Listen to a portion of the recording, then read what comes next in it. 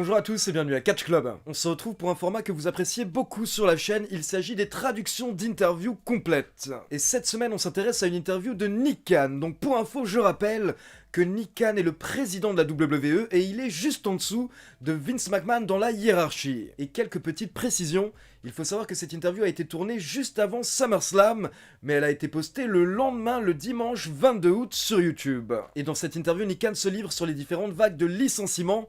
Il explique qui est responsable des licenciements du côté de la WWE, il nous parle des modifications du côté de NXT et plein d'autres news. Donc je vous laisse écouter et on se retrouve juste après, c'est parti.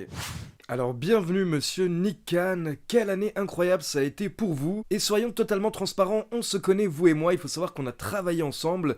Vous étiez mon agent pendant environ 5 ans. Vous étiez mon agent jusqu'au mois d'août 2020, puis derrière vous avez arrêté et vous avez quitté votre ancienne société pour rejoindre la WWE. Donc félicitations, mais voilà, je voulais préciser au public que vous et moi, on se connaît. Alors oui Ariel, tout ce que tu viens de dire est bien vrai, à part une chose, nous ne travaillons pas ensemble, mais je travaillais pour toi.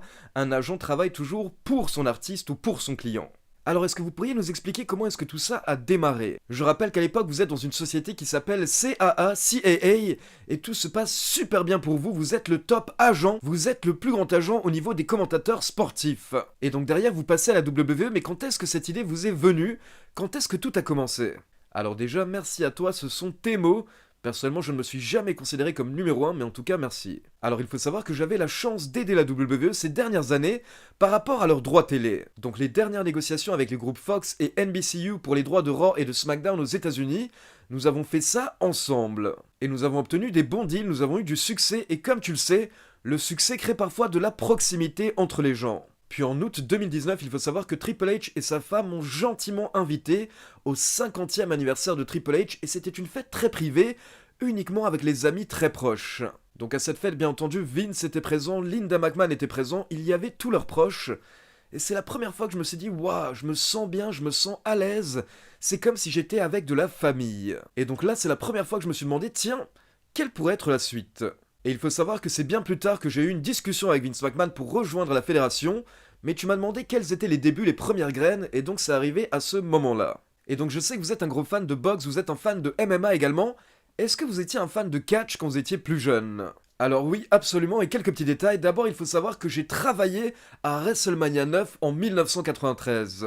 J'étais étudiant à l'époque et j'ai travaillé à l'accueil du show. En fait, je plaçais les gens à leur place. Donc j'ai bossé à WrestleMania 9 et la raison pour laquelle j'ai bossé lors de ce show, c'était pour pouvoir me rendre au show gratuitement. Car à l'époque, je n'avais pas l'argent pour me payer des places à WrestleMania. Et habituellement, je dis toujours ça pour tous les jeunes qui sont allés à l'école publique dans les années 80. Si vous étiez à l'école publique dans les années 80, vous êtes forcément fan de catch. The Iron Sheik était une grande star à la maison car il faut savoir que mes deux parents viennent d'Iran. Donc on adorait le voir à la télévision et en effet, j'ai grandi en tant que fan de boxe, en tant que fan de la WWF et un peu plus tard, je suis également devenu fan de MMA. Alors personnellement, je pense que le catch est une des disciplines qui a le plus souffert du manque de public, et je voulais savoir si vous étiez inquiet ces derniers mois suite à l'absence des fans et les conséquences que ça avait sur la WWE. Écoute, c'est simple, on a besoin de nos fans, c'est un petit peu le sang de notre business. Quand nous avons les fans, nous avons une réaction immédiate par rapport à ce qui fonctionne et ce qui ne fonctionne pas lors des shows. Donc on a fait ce qu'on avait à faire pendant la pandémie, mais on attendait les fans et on était heureux de leur retour, notamment lors de WrestleMania, puis à partir du mois de juillet. Et regardez où on se retrouve aujourd'hui, on a vendu plus de 45 000 places pour SummerSlam à Las Vegas. Et donc parlons d'internet, vous êtes devenu le grand méchant en ligne. Dès qu'il se passe quelque chose du côté de la WWE, tout le monde rejette la faute sur vous. Donc comment est-ce que vous réagissez quand vous lisez tous ces mauvais commentaires? Écoute, la manière dont je vois les choses dans ma vie privée et dans le business, c'est que j'accorde de l'importance à ce que pensent les gens proches de moi, ma famille, mes amis, etc. Mais par contre, les gens que je ne connais pas, ils ont le droit d'avoir leur opinion. Ça ne m'affecte absolument pas, je ne lis pas les commentaires, je ne les regarde pas. Ce n'est pas quelque chose qui va m'apporter du plaisir ou de la peine. Donc ça n'affecte pas ce que nous faisons, ça n'affecte pas notre travail. Et personnellement, la manière dont je regarde les choses, c'est que quand il y a quelque chose qui est un désastre, je souhaite que tout le monde rejette toute la faute sur moi. Par contre, quand quelque chose fonctionne très bien et que c'est un succès, je ne veux pas qu'on dise que c'est grâce à moi. Donc personnellement, si les fans veulent rejeter toute la faute sur moi, il n'y a pas de souci, tant que ça peut retirer de la pression des épaules des autres personnes qui travaillent avec moi. Si je peux encaisser pour les autres, alors ça me va.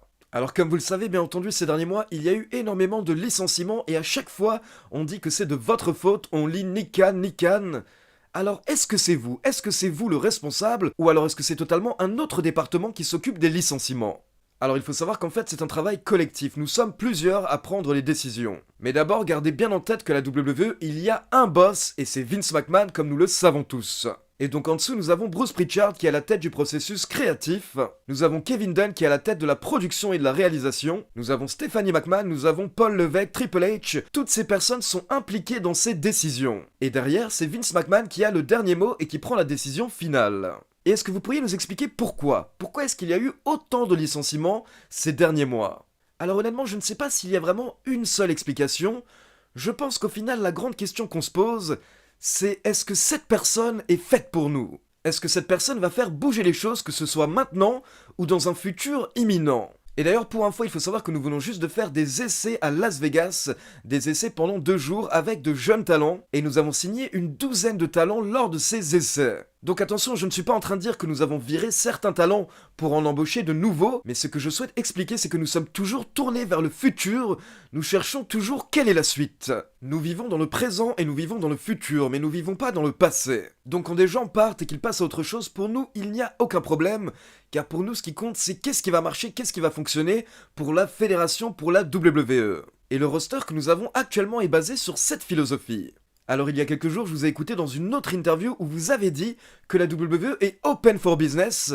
La WWE est prête à recevoir et à écouter les appels, elle est prête à écouter les potentielles offres de rachat. Et du coup, depuis en ligne, il y a beaucoup de théories comme quoi vous souhaitez vendre la fédération. Donc expliquez-moi ce que ça veut dire open for business.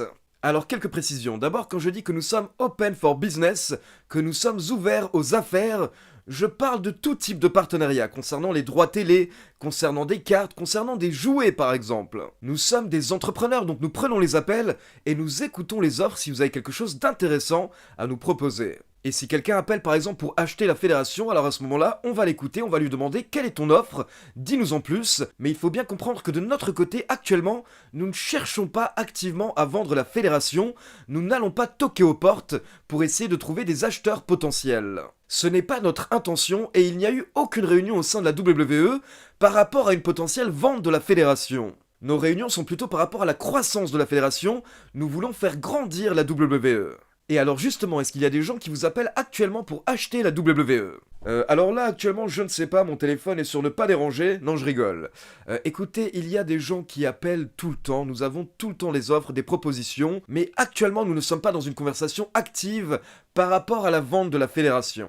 Et est-ce que selon vous, il y a des choses à la WWE qui peuvent être améliorées? Alors écoutez, je vais vous donner un exemple avec un show qu'on a fait plus tôt cette année en Inde. Il faut savoir qu'on a fait un show spécial avec des talents qui sont signés à la WWE, mais que les gens ne connaissent pas forcément. Et ce show spécial a été 5 fois plus regardé en Inde que les shows habituels de la WWE. Donc ça nous a prouvé que les gens souhaitent avoir des produits locaux. Ils veulent avoir un produit global comme la WWE, mais avec une petite touche locale. Et nous avons la même approche par rapport à notre merchandising.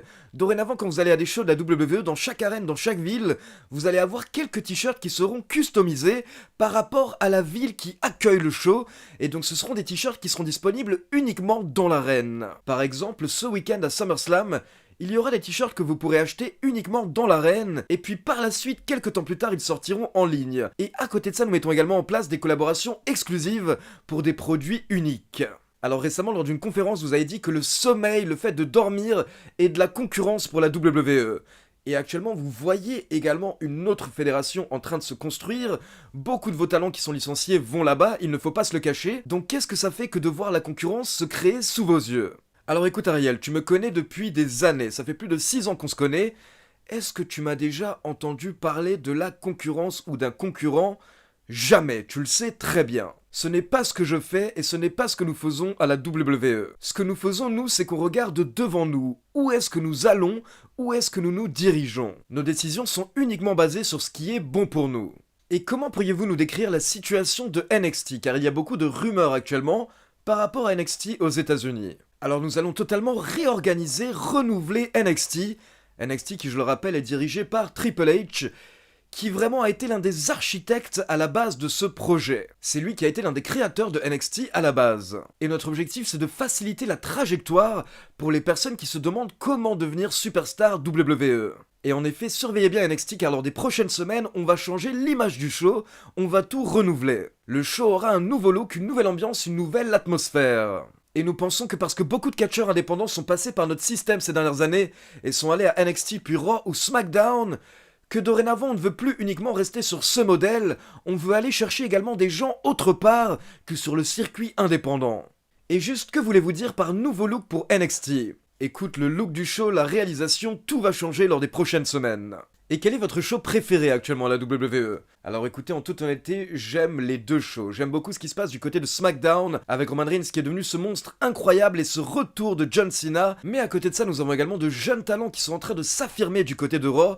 Donc les deux shows sont impressionnants de manière égale à mes yeux. Et est-ce que vous pensez que ce serait mieux pour Raw de durer 2 heures au lieu de 3 heures ? Écoute, à mes yeux, ce serait mieux que Raw dure 4 heures parce qu'on serait payé encore plus, et j'aimerais même un SmackDown de 8 heures à ce moment-là. Mais je comprends bien entendu que nos scénaristes, aussi bons qu'ils soient, ne peuvent pas nous sortir 10 ou 15 heures de show par semaine. Donc actuellement, le système de 3 heures de Raw et 2 heures de SmackDown nous convient très bien. Et donc je suis également obligé de vous poser une question par rapport à Dwayne The Rock Johnson. Écoutez, Dwayne est très occupé à être une méga star, mais il faut savoir que nous sommes toujours en discussion avec lui par rapport à différentes opportunités. Par exemple, il faut savoir que la WWE fait partie des producteurs pour la série Young Rock, car The Rock voulait que nous soyons partenaires pour ce projet. Mais donc comme je l'ai expliqué plus tôt, pour vous qui êtes un fan de combat, ce méga fight de Rock contre Roman Reigns, il faut que ça arrive un jour, non ? Oui, je pense que c'est quelque chose que tout le monde souhaite de voir, des catcheurs de ce calibre, que ce soit du calibre de Roman Reigns ou de Rock, mais il faut savoir qu'encore une fois, ça dépendra de différents facteurs par rapport au business, par rapport à l'emploi du temps de The Rock, combien de temps est-ce qu'on aurait besoin de lui, combien de temps est-ce qu'il sera libre potentiellement, donc nous verrons. Et quelques dernières petites questions. Alors déjà, le fait d'avoir un pay-per-view comme SummerSlam le samedi soir, moi personnellement je préfère, et donc je voulais vous demander, est-ce que vous êtes en train de modifier votre plan pour passer à des pay-per-view les samedis soirs ? Alors en gros, nous en fait, on cherche des dates sur le calendrier où il n'y a pas de grands événements sportifs. Et je vais vous donner un exemple. Cette année, le 31 décembre, ce sera un vendredi soir. Et la ville d'Atlanta s'attend à recevoir entre 300 et 400 000 visiteurs pour l'occasion. Et selon moi, les gens qui se rendent à Atlanta pour Nouvel An ne vont pas se réveiller le samedi matin après une énorme soirée en se disant « Allez, c'est bon, on rentre à la maison ». Ils veulent faire quelque chose directement le samedi soir, le 1er janvier. Donc nous avons vu ce samedi soir comme une opportunité. Donc tout est une question de calendrier. Nous regardons le calendrier pour voir ce qui pourrait marcher, et SummerSlam est un exemple de ces changements. Et donc dernière question que je suis obligé de vous poser, est-ce qu'il y a de grandes choses qui vont arriver lors des 6 ou 8 prochains mois du côté de la WWE pour les fans ? Alors oui, beaucoup de choses. Vous voulez pas donner plus de détails ? Non, je ne peux pas donner de détails, mais il va se passer de grandes choses lors des prochains mois du côté de la WWE. Il faut savoir qu'il y a beaucoup de choses qui sont signées, des choses qui sont déjà prêtes, mais je n'aime pas en parler avant parce que j'ai peur de me porter la poisse. Donc attendons que ça se passe et on en discutera après. Donc là, j'interviens pour faire juste une petite précision par rapport à la réponse de Nick Khan. J'espère que j'ai été assez clair avec ma voix, mais clairement c'était une blague de la part de Nick Khan. Nick Khan ne souhaite absolument pas que Raw passe à 4 heures et SmackDown à 8 heures. C'était juste une blague pour faire comprendre que en tant que président, bien entendu tu souhaiterais que les shows soient plus longs parce que tu toucheras plus d'argent, mais clairement ce n'est pas faisable, ce n'est pas réalisable et ne vous inquiétez pas, il n'y a aucun plan actuellement pour faire passer Raw de 3 à 4 heures. C'était simplement une petite blague, c'était de l'humour de la part de Nick Khan. Donc voilà, j'espère que dorénavant vous avez quelques réponses par rapport à Nick Khan, notamment le fait que ce n'est clairement pas lui qui est responsable des licenciements, mais c'est bien un travail de groupe, avec Vince McMahon qui a le dernier mot, et à côté de ça, comme vous l'avez compris, c'est confirmé, NXT va changer lors des prochaines semaines, mais par contre, je pense que vous avez compris qu'il n'y a pas l'air d'avoir de tension entre Nick Khan et Triple H. Comme vous l'avez entendu, c'est même Triple H qui avait invité Nick Khan à la base à son anniversaire pour ses 50 ans, donc il semble que les deux soient de très bons amis. Donc voilà, c'est tout pour cette vidéo. Traduction maintenant, comme d'habitude, c'est à vous. N'hésitez pas à me laisser vos avis dans les commentaires. Et comme d'habitude, n'oubliez pas de liker la vidéo, de vous abonner à la chaîne et de cliquer sur la petite cloche pour être informé de la sortie des prochaines vidéos. Ciao tout le monde!